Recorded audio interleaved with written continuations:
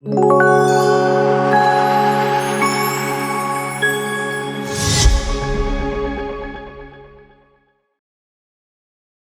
I finally came came back to USA and went on to college. But during the years, because I was an athlete, so and this is very consistent with my patients when you're skipping cycles during your teenage years, or when you are because I also was vacillating between two countries, I didn't really have stable medical care. I still remember when I first immigrated, those days was health insurance. And I remember my uncle scare us. Well, ambulance ride is going to bankrupt your whole family. It's $3,000. You go there because you don't have insurance. You're an immigrant, and I'm like, oh my God, my mom would be so scared. But I would be struggling with pain when I have my period, and it was very hard because now your family is trying to adjust to a new world, and we didn't have resources at that moment to find out, to study. And quite honestly, even I brought to a pediatrician or OBGYN, they may not have told me, oh, just take some birth control pills. I know.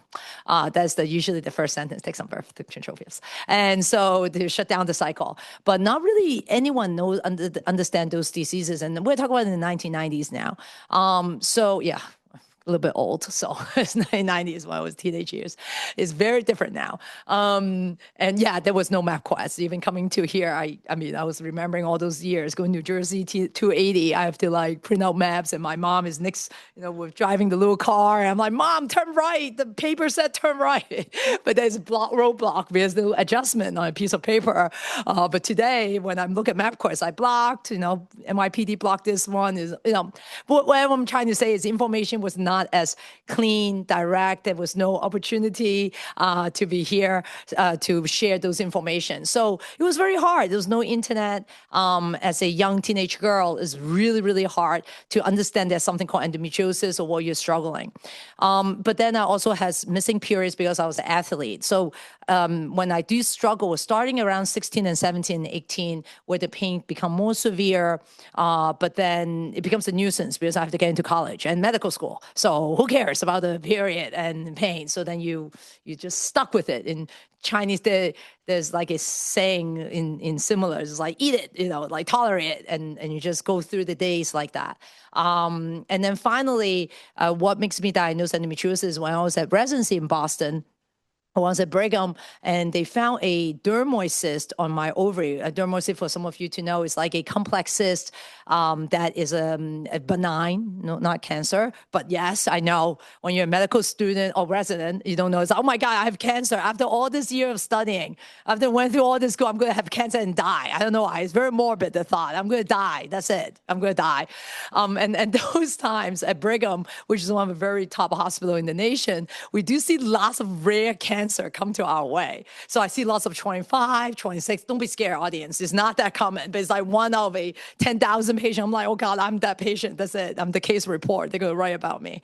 But then obviously I was worried. So this led into everyone telling me, Dr. Janelle is benign. But then I was so scared, and they would do so then I said, let's remove this. I don't want to have cancer. I don't know what this is. I've seen all these rare cases. And then the doctor said, fine, Janelle, we're going to bring you for laparoscopy. We'll remove the cyst. And because of that fear of the cyst, that's how the endometriosis was diagnosed. So I wasn't even attend to my pain. I didn't care. Pain is normal. I'm supposed to suffer 2 days a month, 24 days a year. And some people may have to pay time off, but I didn't know. And some of my staff would tell you, Dr. Luk doesn't know what's federal holiday. Well, we didn't have holidays, so I don't even know what's federal holidays. Yeah, don't worry, staff. We know. You see, don't worry. But no, so we work through the year. Who cares? I don't take those times off. I, suck it up. So at that moment, they found a stage 2 endometriosis diagnosis. They may, at that point, once you have a complex cyst on your ovary, that will be, and also I have an endometrioma in addition to that. And so the diagnosis was really something that made me face, because now when I woke up my doctor, I chose the doctor because I think I want children. I don't know if I want children or not at that moment. And I was in my 20s. And there's very vulnerability. There's no egg freezing. I know I'm still a little bit long time ago. This is before 2012. So egg freezing technology, if you freeze 10 eggs, you lose 5 eggs at that moment. So I don't forget it. I don't have money. If you watch Grey's Anatomy and all those, it's true. I didn't eat the patient's food though, but I'm kidding, guys. But I'm just saying is that it is, you just, there's no resources for egg freezing at that moment. And there's no technology for that. So at that moment, I basically was just treating this disease, but my doctor talked to me and said, Janelle, you have to get pregnant. I said, why? Because you have, moderate to severe endometriosis, and it was my 20s. And it was a very vulnerable time because obviously we have medical school loans. I have, you just have your first job in residency, does not pay that well. It's at minimum wage. And that was, but it planted in my head. I have to plan ahead. That means I have, and luckily I did meet my husband at Cornell. So in college, we've been going through residency together and able to have my first child. This is my second child, but and during my fellowship. So I did able to plan ahead. But not everyone is as lucky as me or it's like if I didn't have that complex cyst, I may not have ever even attend to my pain. And that is very interesting for women, to shout out to EndoFound and to all the education and empowerment material out there, is that when you have pain, you should not tolerate it. You should find out, empower yourself and understand where we are and where you are and what you want in life and plan things out. And now we have egg freezing, obviously, and many other resources that can really help a woman. For my first child, I didn't have any issues. And I don't think age, and I say that to all my patients, I don't think it's one thing, a causation, and you not get pregnant. I think it's age and endometriosis together can have a synergy effect to a woman's fertility. So I tell all my patients, some of them really don't want surgery. They think they have endometriosis because they read a lot on the internet and resources, ChatGPT, anything they can read, they kind of aware of this disease. So sometimes I'm like, it's not a black and white disease, and we'll get into our next couple of slides to talk about what is endometriosis, and some of you already, kind of understand the disease. Is that how do you look at this from a different perspective, as in, if you do have pain and you don't want a surgery, how do you balance that? Or when you have pain, is it necessary for you to have surgery? So I'm going to kind of using this talk today to summarize some of the thinking and idea when surgery is needed. And everyone is a very personal answer. I've been educating hundreds and thousands of women every day about endometriosis, and they will come up with different, with same history, same personality, maybe different story in terms of family or life, they will come in different conclusions. So I don't think one treatment is for all. I think at the end is how much information us doctors would give to the patient. At the end, the patient will be empowered to make that decision, I think. So let me go on to the next slide. Good. Okay, so these are just some couple of the introduction slides. Like 25 to 50% of women with infertility does have endometriosis, and 20 to 60% of women with endometriosis experience infertility. And now this is already, it's not black and white. It's not 100%. So it means you have endometriosis does not mean you have infertility. So there are patients I know, I see endometriosis on the ovary. I say, hey, you have a 2 to 4 centimeter complex cyst. And I would tell them that, hey, you need to remove it before your first embryo transfer. No, Dr. Luk, I haven't even tried transfer. I don't want you to remove this cyst. I don't want to do surgery. I'm not in pain. You keep on scanning in my ovary because we're doing IVF, but just transfer. And they got pregnant. And then when they went for a second child, I tell them again, hey, you may have endometriosis. Like, Dr. Luk, I'm fine. I don't feel pain. Can you do the second embryo transfer for my second baby? So, and obviously when you have complex cysts, the first thing we tell patient is you have to do an MRI to further evaluate, make sure it's not malignant. Once they say, and MRI technology is pretty good nowadays, so they will tell you, oh, it likely is a complex cyst or a endometrioma. And if you do have an endometrioma, there's a very low likelihood that the endometrioma will become bad in the next year or next 2 months or next 2 years. So I usually will tell patients to follow up on the endometrioma. There's no, there's a number. Some days it's like 5 centimeter or 4 centimeter, which is and complex cyst on the ovary, may indicate that you may have trouble or what I'm trying to say is very low chance of doing something because of incidental finding, except the cyst is growing bigger or causing symptoms. So if any cyst is not yet causing symptoms, some of my patients still reluctant to remove the complex cyst. And if it is less than 4, and there's number out there that doctors start to say, hey, you need to remove it, it's like 4 to 5 centimeter.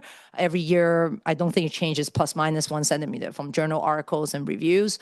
That's not a must, but if you do keep it in, like my patient, I told her, oh, fine, please follow up in your years, because after she has a second child, she may never even come back to see me. I said, in your 40s, and that's why we all do mammogram, pap smear. I said, you can change, but please follow up with the size as you grow older. And yes, as you go through possible menstrual cycle and biological clock, some cysts do dissipate. They do get shrunk. They shrunk up together because they feed the enemy of endometriosis is estrogen. So the more estrogen and you keep on cycling, the cyst can grow bigger. But if you go through menopause, as you go through the biological clock, the cysts sometimes will shrink and decrease in sizes. So what I'm trying to bring the point is that endometriosis is definitely not a black and white disease. It's a very gray area. And it is just some statistics about chances of pregnancy when you're doing natural cycles, as in having sex, so forth. It's about 2 to 10% with endometriosis when you're getting pregnant, and 15 to 20% without endometriosis just per month. So it drops by half the chance once you have endometriosis. But then again, it's not black and white. People can get pregnant with having sex. So endometriosis, endometrioma, these are all different types of kind of a very schematic view about endometriosis. My research at Yale was on endometriosis. And basically, I used to work on collecting pelvic fluid on women's belly, where they, when after the surgeon do it, we collect the fluid from the operating room, and we look at something called interleukins, which is an inflammation marker. I don't know, do you guys understand what's interleukins? Interleukins or cytokines are components of the immune system. So when we have rash on our face or any let's say you have an allergic reaction after you take a medication, you start coughing, so there's all cytokines increase in your body. Endometriosis, one of the theory is that women have inflammation in the belly, okay? Some women, the inflammation is settled. They have a good immune system that will deregulate. So you can think of some people have rashes and allergic eczema. So one of the theory is endometriosis is like a dysregulated immune system, that somehow the body doesn't know what's going on, just attacking itself and very inflamed. And then when your period comes, the estrogen flare, I'm like, oh, I'm in pain. That's one theory. Second theory is the Sampson's theory back in 1928, where he believed the period has a backflow to the pelvis. So all of us have retrograde bleeding. I know you're like, how does that work? So blood is flowing from the uterus down to the vagina, but there are 2 holes, right? I used to have my doll. If someone follow Good Luck Luke, I have a little doll. And so one of the patients, one of the colleagues was like, Dr. Janelle, where's your uterus? And I'm like, where's my uterus? It's right here. But I usually have a doll, but there's 2 holes to the tube. So what I'm trying to say, when the blood is coming down, they can retrograde backwards, which is 10 to 20% is supposed to be normal. So don't be scared, guys. It's okay. But they're supposed to clear out the 10 to 20% for a normal woman. Then they're not supposed to stay in here. So there's an immune system to take the blood away. That's how, because life, I know gravity, it should come down, but our uterus is tilted. You guys don't know that. It's not like a bottle. It comes, it's straight in our body. It's crooked. So actually, if some of us are retroverted, anteverted, why would not blood go through the tubes, right?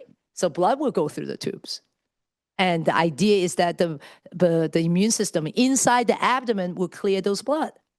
So the theory, and this is where when I was in medical school and residency, they would say, Janelle, don't be too stressed.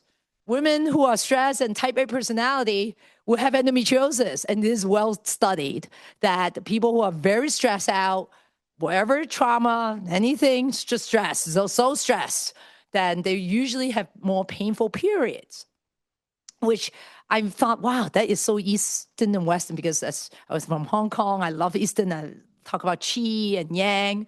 And I'm like, wow, that is fascinating.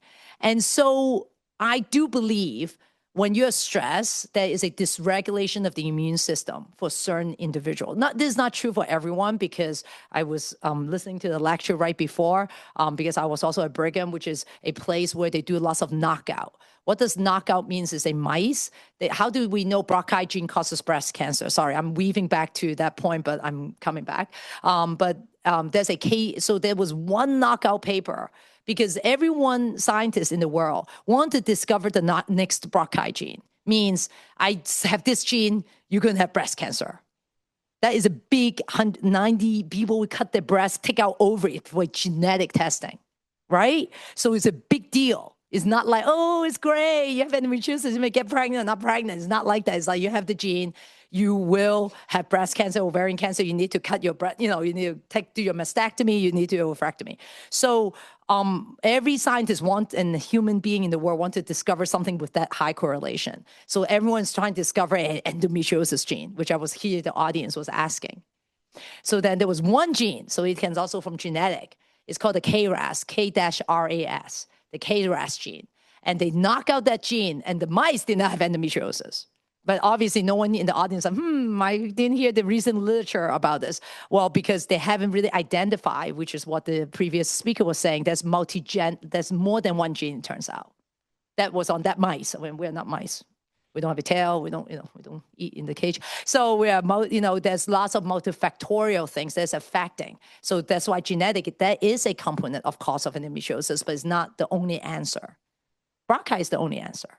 Cystic fibrosis, having mutual carriers, and that, like, there's certain things that's an answer, but that's not yet for endometriosis, which makes this a little bit more frustrating disease to take care of.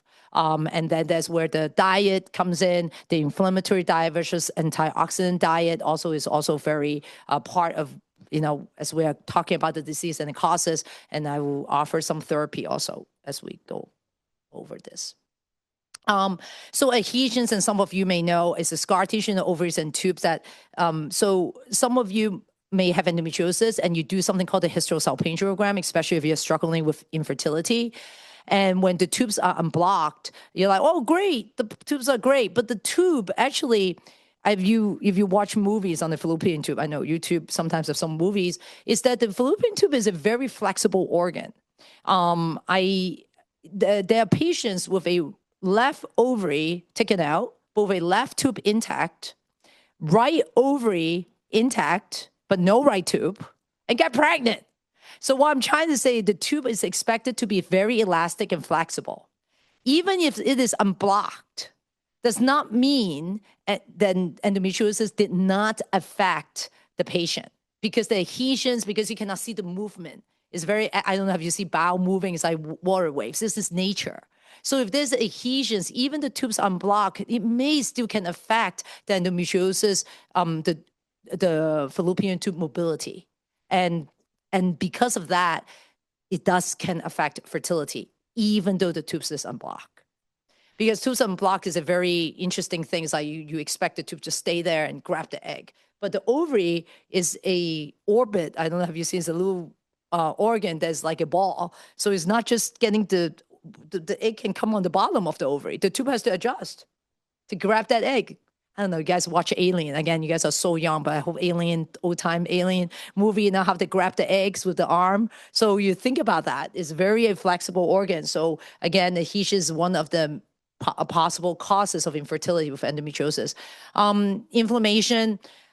So fertilization can sometimes inflammation around the interleukin. So one of my study was interleukin 8. There's over, I think, 25 interleukins inside our belly. And when there is a upsurge of endometriosis, it can cause the inflammation of the egg having trouble with the sperm to fertilize. And then, yes, this is a new thing, which is when people are having endometriosis, sometimes they have failed with embryo implantation. So now we are seeing patients with normal embryo, because in the past we keep on blaming the embryo and the egg, especially the egg. And so now we're seeing that inflammation on the outside may affect the implantation from the egg to the uterus. And finally, is the ovarian cyst. We talk about so endometrioma will sometimes is an issue, especially there on the side of the ovary that having trouble for retrieval. So sometimes endometrium has to be removed before egg freezing. But if the endometrioma is far away, we usually want to get the eggs first before you do the surgery. Because once you do the surgery, I sometimes don't see the ovary. They do such a great surgery. The ovary is like gone after the dissection. So that discussion has to be discussed with the physician. What's the risk and benefit doing the endometrioma removal first or after the egg freezing?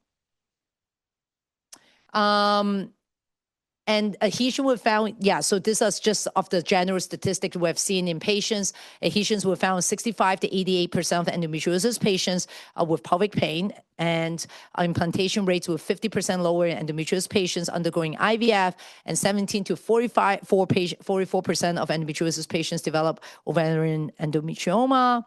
And for patients with developed endometriosis, sometimes they have 36% of AMH levels, but that AMH level is based on quantity of the eggs. So AMH is produced by granulosa cells around the oocyte. And so the more endometrium you have, you may have inflammation to the ovary itself.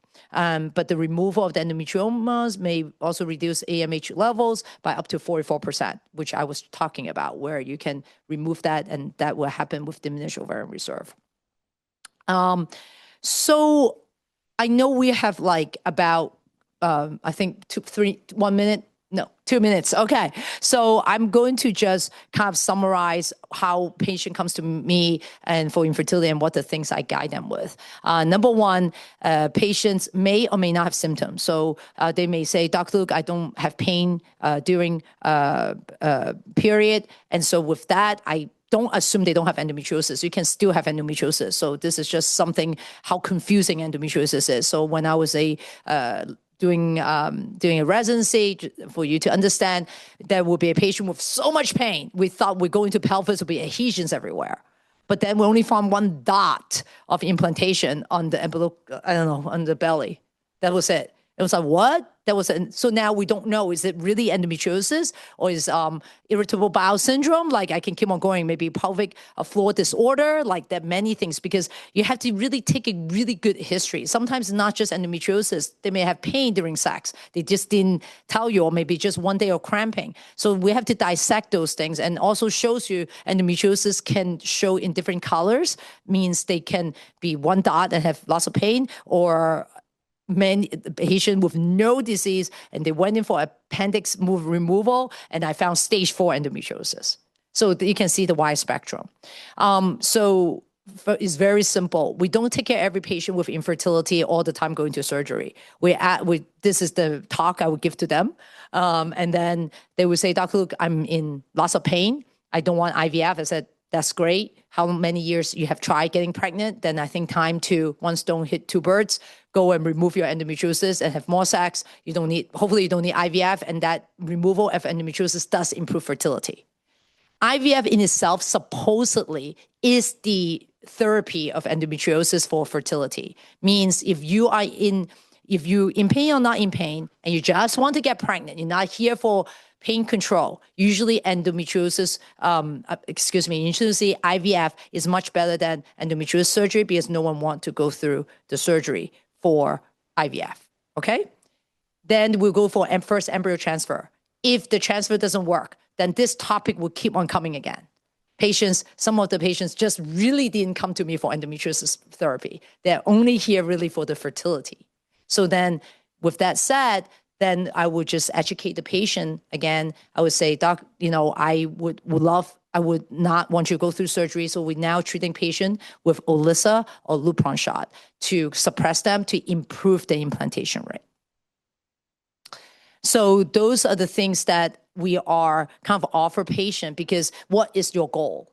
If your goal is here for pain control, well, this is where, and pain control, there's only suppression with medication versus surgery. If you're trying to get pregnant, there's only surgery. There's no every medication is a birth control method. So you can't use birth control or Lupron or birth control pills or any other therapy because it's just not compatible with pregnancy. So I think those are the things that we usually publish. And finally, for patients who do IVF coming to our office or to me, I usually do letrozole. I just don't want the flare of the estrogen. So we usually do letrozole to suppress the levels of the estrogen level, which is very classic. We do that for patients who have active breast cancer who come here for freezing before they get their chemo. But that is also that help our patients a lot and give them birth control pills right after the egg retrieval to suppress the ovaries. Okay, I am sorry. I know I see the sign, no, Q&A. I got you. Thank you. You're so totally fine. We actually have about a little, like 10 minutes. Oh, great. So if any, I mean, I don't know if you want to continue. Oh, thank you. We also do have extension. We also do have a little bit of online questions as well. Oh, great. So I'm going to just do 2 more minutes and I will open the audience for answering. So the fertility, yeah. So we talk about ovarian reserve. So one of the things that I want to emphasize is diminished ovarian reserve. So after you remove, I see patients is after endometriosis surgery. They have been done twice already. And I've seen the ovary does not have that many eggs. AMH is low. So one more time, guys, let me be very clear. This is very important. Egg quantity does not equal to egg quality. So if you are a young woman who had 2 surgeries and now you're 32, 33, coming to me and you couldn't get pregnant, do not cry about your AMH. It's okay. We'll figure it out because the fact that you're young, I know it goes by with the age again, your diminished ovarian reserve does not define you.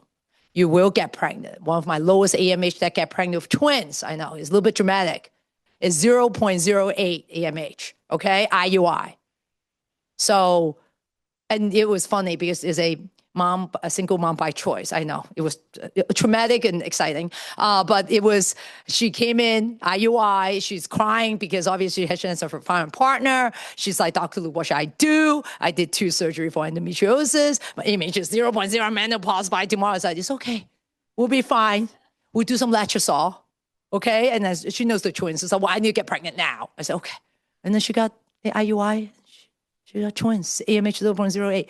So I just want to know diminished ovarian reserve is not a definition. And yes, that's why I'm passionate about this, because when I first enter the fertility world, AMH is being like anytime AMH is a way to diagnose a woman, and it has got so much tears and still happening. I have lots of mommies come with the daughter with AMH. They both look so sad. I'm like, no, you guys are great. Do you have a husband? Do you have a, yes, some of them don't have husband and boyfriend. So the mom of the patient is like, you're yelling, why don't just get married tomorrow? You know, things like that. But usually we will talk about, then I would talk about egg freezing, the channel. But I said, just get pregnant. Why wait so long? You know, if you have especially some of them are married, I don't wait too long. I know it's a little bit insensitive I totally understand. My mom did that to me too. Just have the child now in medical school. I'm like, I'm not ready. It's medical school. But it is very important to understand that diminished ovarian reserve does not define you. It does not equal to your egg quality. And egg quality usually defined by 2 factors, only 2 numbers. How long have you tried and how old you are? So there's not yet, I know, the Nobel Prize winner will come once they find out how to discover egg quality, which is, and each month, because if you discover it, because different egg could come, it's like a casino here. So if each month you have different draw, you don't know which egg. And if I can predict a woman, isn't everyone will come to me on day 3? I will predict you, Mary. You will get that this is the month, have sex. Not April, May, you can take a break. That would be amazing, but not yet. There's no egg quality test. There's no egg quality prediction.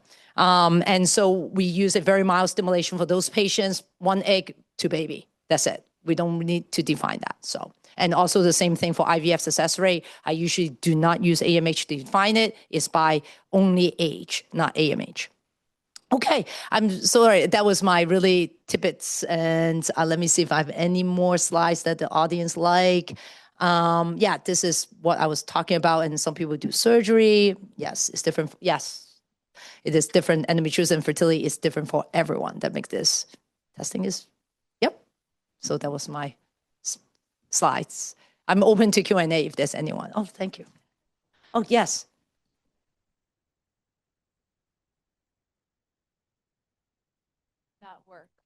You mean testing for the ovary reserve or? Yeah, and for like egg quality or fertility testing, like how? Yes, you come to me, OBGYN. I mean, I do a little bit more discussion. It is true. I love all the OBGYN. They're all my girlfriends, and I am an OBGYN myself. I just think the community of OBGYN may not be as conscientious about endometriosis because it seems to me 90% of the patients, they have cramping and pain. But if you want I am an OBGYN, we take all, anyone, most REI also, we would love to see, I've got patients coming for just fertility evaluation, knowing all her options. Yes, Great. we do that. Thank you. Yes.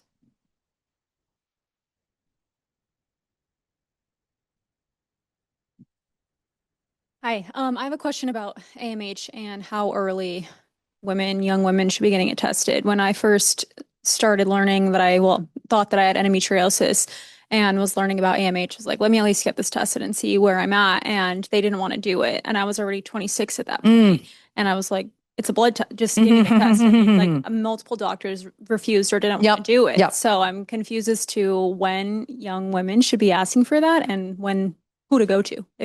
I think in your 20s, it can be during college or after college, after you just want to learn about fertility, I think everyone can get it. AMH also has to correspond with antral follicle count. But because of that complaint, I have been giving free AMH is it every other month? And yes, we're going to give work for the community. We don't even care. You don't have to do any services at the center. It is just a way to give back. So because what you just said, because the whole point of me doing this was doing this is my joy on a Saturday, Sunday, coming here, talk about things I love and passionate about, which is empowering women with resources that they don't have and telling them and then give them a new opportunity to write their own story. Because you're exactly right. Lots of patients did not understand it. So there's two types of anxiety here. One is getting a very low AMH, doesn't know what's going on. Some patients don't even access to get an AMH or know that they should ask because decreasing egg quantity until you're menopause, you're asymptomatic.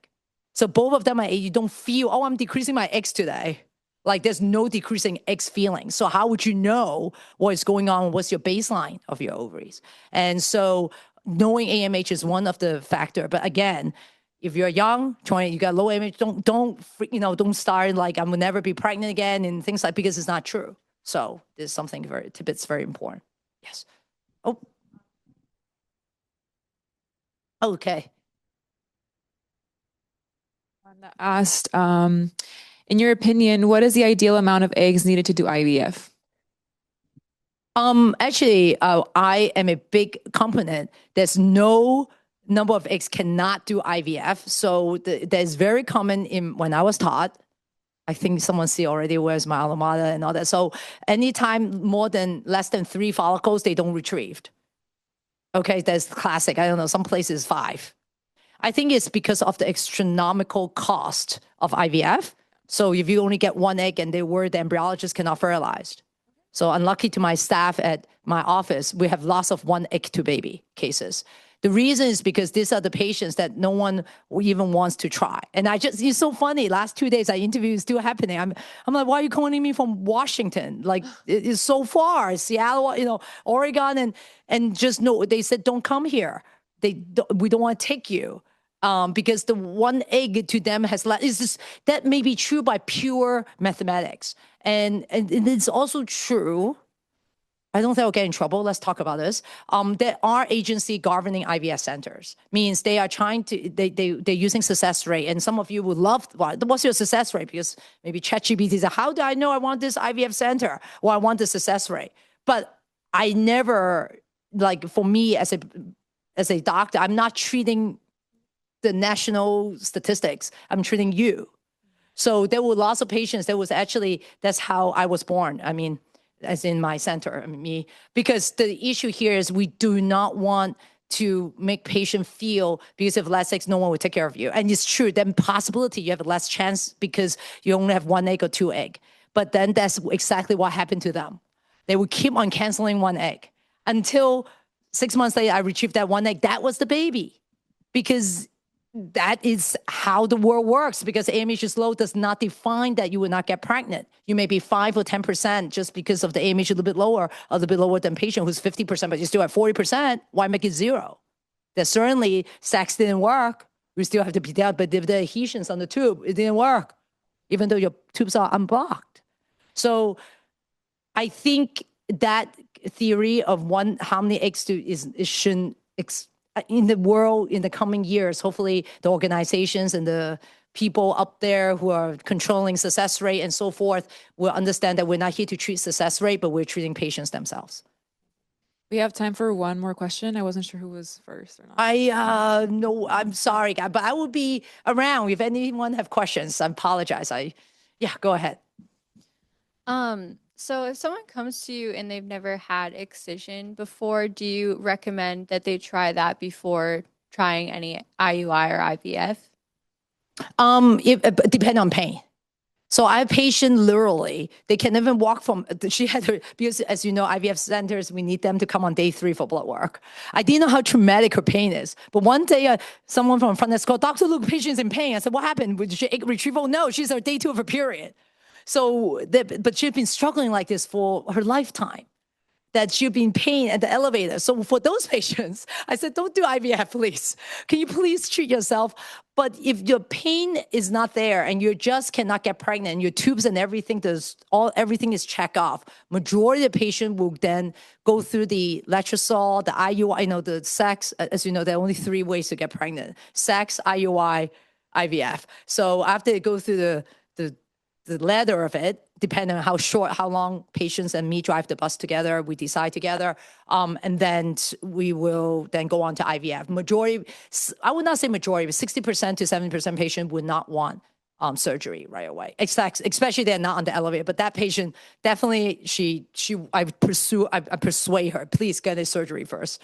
You should not be living like this. Yes. Well, I was curious because, sometimes people will have insurance that will cover their excision surgery, but not insurance that will cover fertility services. And so just for cost savings, would you recommend to them? Yeah, no, I don't think the effectiveness IVF is still winning depending on age. And that also that is a multifactorial variables to decide that decision. Because if you are 30, let's say you're a little bit younger and you are not in pain and you don't have coverage, I usually would give but not in pain is the key. So if you're in pain, surgery is not always is kind of a good option. But if you're not in pain, you're just here, you cannot get pregnant, we usually do not recommend surgery, because it is the risk and benefit of surgery. What do you discover? What if there's nothing in there after laparoscopy? It can be endometriosis. But if there's a pain, then usually we suggest that as the first line. Okay. Thank you so much, Dr. Luk. No, thank you so much. Obviously, as she mentioned, you would be around, so please feel free that would be with Izzy. Yep. Have conversation. And it's now time for lunch, so we can go ahead. Okay, great, guys. Thank you. Thank you so much. Lunch will be